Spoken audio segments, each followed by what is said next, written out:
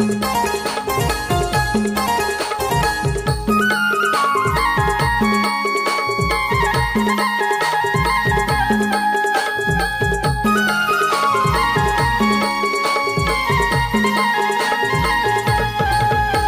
सार के दाना चार दिना दिना खाना एक दिना मरे जाना चोला के झकर बे गुमाना।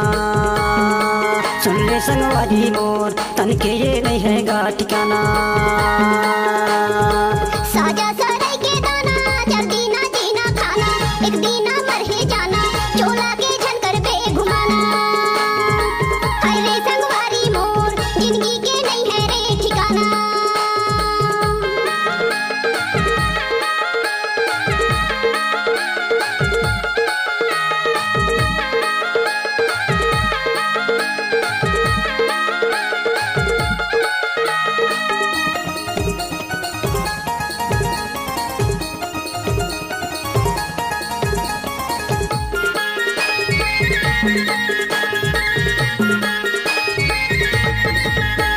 सावन माया कासा फूले फूले फूलवारी हो घुमड़ घुमड़ के वर्षा गिरते आगे अंधियारी हो।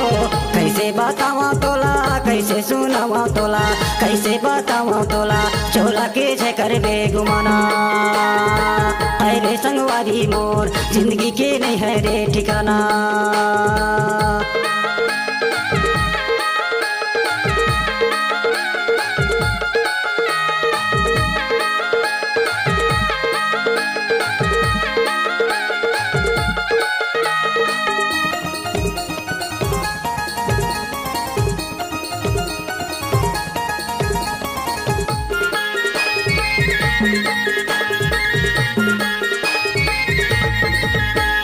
कुहुक कुहुक के कोयली बोले मैं ना मंजूर गा भौरा सब लताना मारे आहूं मैं जरूर रे। मोगरा के फूल होते अचरामा खोजे रहिता रातों दीना गा साना नाना। हाय रे संगवारी मोर रातों दीना गा साना नाना। साजा सार के दाना चार दिना दिना खाना एक दिना मरे जाना चोला के झकर बे गुमाना।